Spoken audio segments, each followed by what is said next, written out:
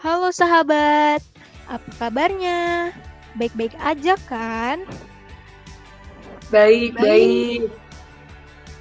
Sahabat, masih pada di rumah aja nggak nih? Masih kok, masih. masih. Nah, daripada bosen di rumah aja, mendingan belajar yuk sama aku, Anya, dan teman aku.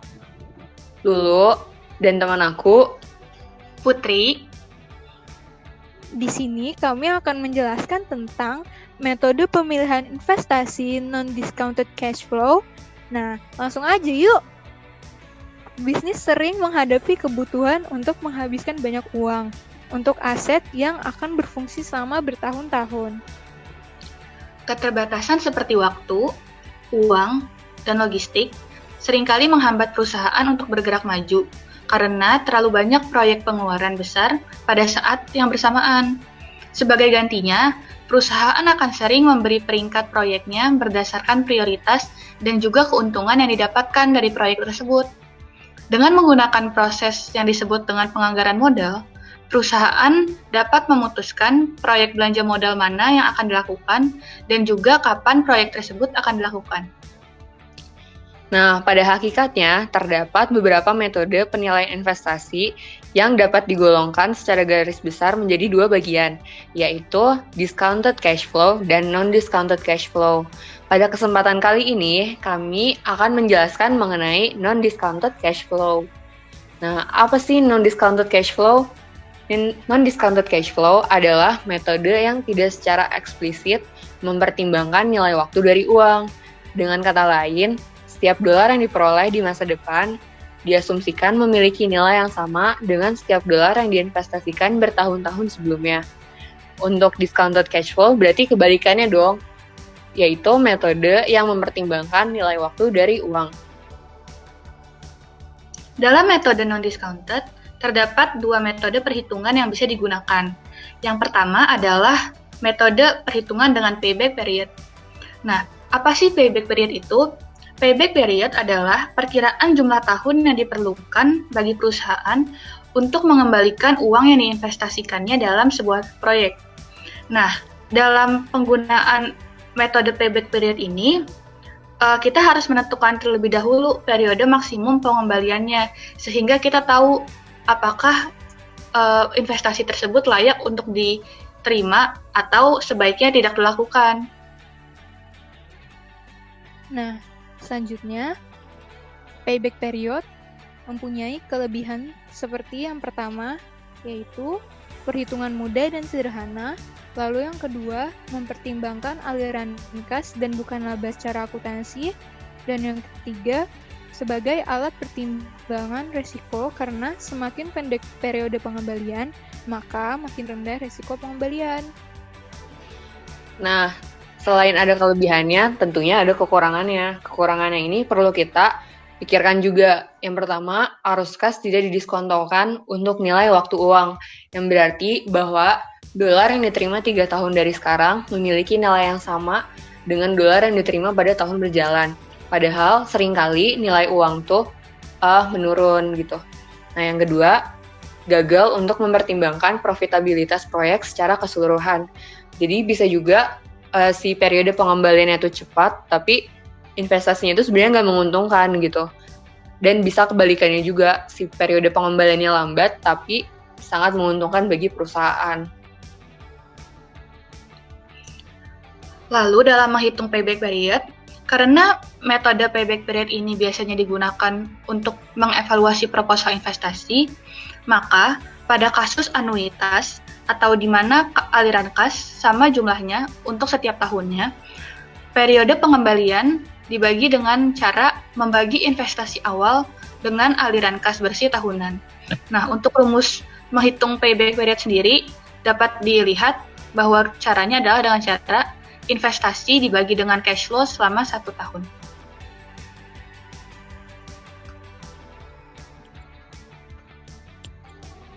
Selain payback period, pada non-discounted cash flow juga terdapat accounting rate of return. Accounting rate of return merupakan metode analisis yang mengukur besarnya tingkat keuntungan dari suatu investasi. Metode ini bertujuan untuk menunjukkan rasio atau perbandingan antara keuntungan neto tahunan terhadap nilai investasi atau rata-rata investasi. Nah, kelebihan dari accounting rate of return ini sama kayak payback period. Jadi dia perhitungannya mudah dan sederhana. Namun kekurangannya ada cukup banyak. Yang pertama, mengabaikan nilai waktu dari uang. Karena ya emang kayak gitu kalau misalkan non-discounted cash flow.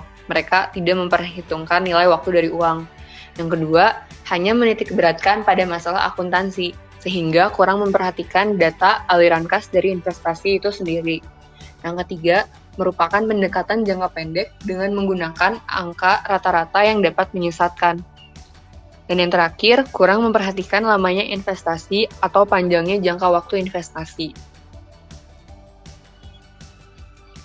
Nah, dalam accounting rate of return terdapat kriteria penerimaan untuk menilai apakah investasi layak atau tidak untuk diterima. Nah, cara untuk menilai apakah investasi layak atau tidak untuk dilakukan dapat dilihat dari hasil nilai accounting rate of return yang telah dihitung. Nah, setelah menggunakan rumus accounting rate of return akan terdapat hasil accounting rate of return. Nah, jika hasil nilai accounting rate of return yang didapatkan lebih besar dibanding tingkat keuntungan yang disyaratkan, maka investasi layak untuk dilakukan atau sebaiknya diambil dan dilakukan. Nah, kebalikannya, jika nilai hasil dari accounting rate of return lebih kecil dibanding tingkat keuntungan yang disyaratkan di awal, maka investasi sebaiknya tidak dilakukan atau investasi tersebut akan merugikan.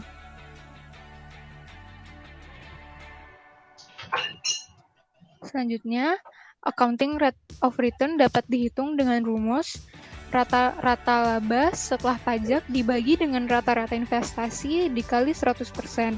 Rata-rata laba setelah pajak merupakan laba bersih rata-rata setelah pajak atau biasa disebut dengan earning after tax. Earning after tax bisa didapat dengan rumus jumlah earning after tax selama umur investasi dibagi dengan umur investasi. Selain itu, investasi yang diperhitungkan di dalam rumus accounting rate of return ini dapat dihitung dengan rumus investasi awal ditambah investasi akhir dibagi dengan 2. Nah, kan kita udah belajar nih tentang teori dari payback period dan accounting rate of return. Sekarang ada contoh soalnya nih. Yang pertama, contoh soal mengenai payback period.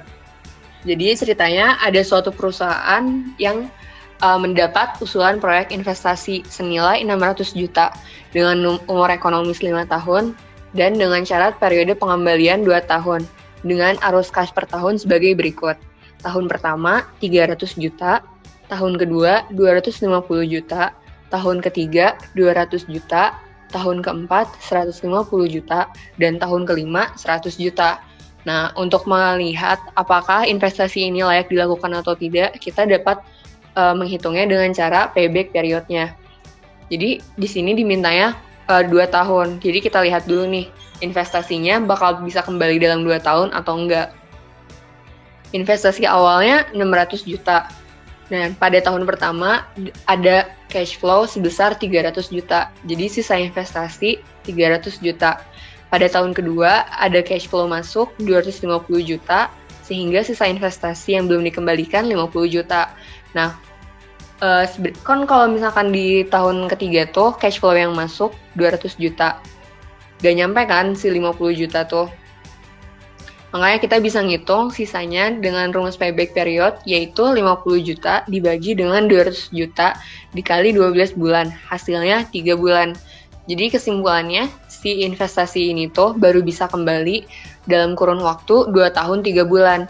Nah, namun karena ketentuan dari perusahaan, pengembaliannya itu harus 2 tahun, sedangkan menurut perhitungan 2 tahun 3 bulan, sehingga investasi harus ditolak. Nah, lalu ada soal keduanya mengenai payback period juga. Dalam soal ini dapat dilihat bahwa sebuah perusahaan memiliki suatu usulan proyek investasi senilai 825 juta. dengan umur ekonomis yang telah ditentukannya selama 6 tahun. Nah, syarat pengembaliannya adalah 2 tahun. Oleh karena itu, kita akan menghitung apakah payback periodnya dapat kembali dalam waktu 2 tahun sehingga investasi tersebut layak untuk diterima atau tidak. Nah, di sini juga dijelaskan mengenai arus kas per tahunnya yang dapat dilihat bahwa pada tahun pertama perusahaan mendapat 400 juta, pada tahun kedua perusahaan mendapat 300 juta, pada tahun ketiga 250 juta, pada tahun keempat 200 juta, pada tahun kelima 150 juta, dan pada tahun ke-6 100 juta. Maka kita akan menghitung payback periodnya untuk mengetahui apakah investasi tersebut layak diterima atau tidak. Nah, maka caranya sama seperti soal sebelumnya. Pertama, kita mengetahui investasinya yaitu 825 juta, lalu dikurangi dengan cash flow pada tahun pertama yaitu sebesar 400 juta, sehingga sisa investasinya adalah 425 juta. Lalu pada tahun kedua, cash flow-nya adalah 300 juta, sehingga dari sisa investasi yang sebelumnya yaitu 425 juta, dikurang dengan 300 juta, sehingga menghasilkan sisa investasi 125 juta. Nah, pada tahun ketiga, cash flow yang dimiliki perusahaan sebesar 250 juta, sehingga lebih besar dibanding sisa investasi, sehingga artinya sisa investasi tidak sepenuhnya pada tahun ketiga, sehingga kita akan mencari berapa bulankah sisa investasi tersebut dapat ditutup pada tahun ketiga dengan rumus payback period, yaitu dengan cara sebelumnya yaitu 125 juta yang merupakan sisa investasi dibagi 250 juta, yaitu cash flow pada tahun ketiga dikali 12 bulan sehingga mendapatkan payback period sebesar 6 bulan. Nah, berdasarkan hasil perhitungan ini dapat dilihat bahwa payback period perusahaan adalah 2 tahun 6 bulan. Sehingga dapat diambil kesimpulan bahwa investasi sebaiknya ditolak karena melebihi persyaratan pengembalian yang sudah disyaratkan di awal, yaitu 2 tahun, seperti itu. Nah, selanjutnya ada soal mengenai accounting rate of return. PT Ahinggas mendapatkan sebuah proyek yang memerlukan initial investment atau biaya investasi sebesar 500 juta. Proyek ini dapat menghasilkan cash inflow atau arus kas masuk sebesar 100 juta per tahun dengan usia ekonomis 10 tahun tanpa nilai residu. Berapakah accounting rate of return proyek tersebut? Untuk menjawab soal ini, dapat menggunakan rumus accounting rate of return, yaitu pendapatan investasi dibagi dengan biaya investasi sama dengan 100 juta dikurang 50 juta dibagi 500 juta sama dengan 50 juta dibagi 500 juta dan akan menghasilkan 0,1 atau 10%. Kesimpulannya, jadi tingkat pengembalian akuntansi atau accounting rate of return pada proyek tersebut adalah 10%. Nah, ada contoh terakhir dari soal accounting rate of return. Jadi ceritanya XYZ company is considering investing in a project that requires an initial investment sebesar $100.000 untuk mesin nih. Nah, pada tahun pertama akan ada cash flow masuk atau cash inflow sebesar 20.000 pada tahun pertama dan tahun kedua, $10.000 pada tahun ketiga dan tahun keempat, dan $30.000 pada tahun kelima. Selain itu, ada pula depresiasi mesin sebesar $25.000. Untuk menghitungnya, kita harus mengetahui dulu total cash inflow-nya berapa. Dapat dihitung yaitu $90.000. Dikurangin dengan depresiasi mesin, karena investasinya kan 100.000, depresiasinya 25.000. Jadi depresiasinya tuh, jadi nilai si mesinnya tuh 75.000. Jadi kita bisa tahu total profit selama 5 tahun itu yang udah bersih $15.000. Nah, untuk menghitung average annual profit-nya, $15.000 dibagi dengan 5 tahun, yaitu $3.000. Nah, untuk menghitung ARR, kita juga harus tahu average investment-nya berapa. Caranya, $100.000 ditambah dengan $25.000 dibagi 2, sama dengan $62.500. Baru kita bisa menghitung ARR, atau Accounting Rate of Return, yaitu $3.000 dibagi dengan $62.500. Hasilnya 4,8%.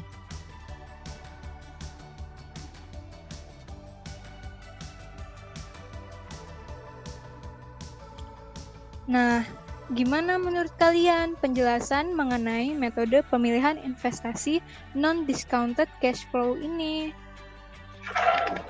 Semoga kalian suka dan mengerti ya.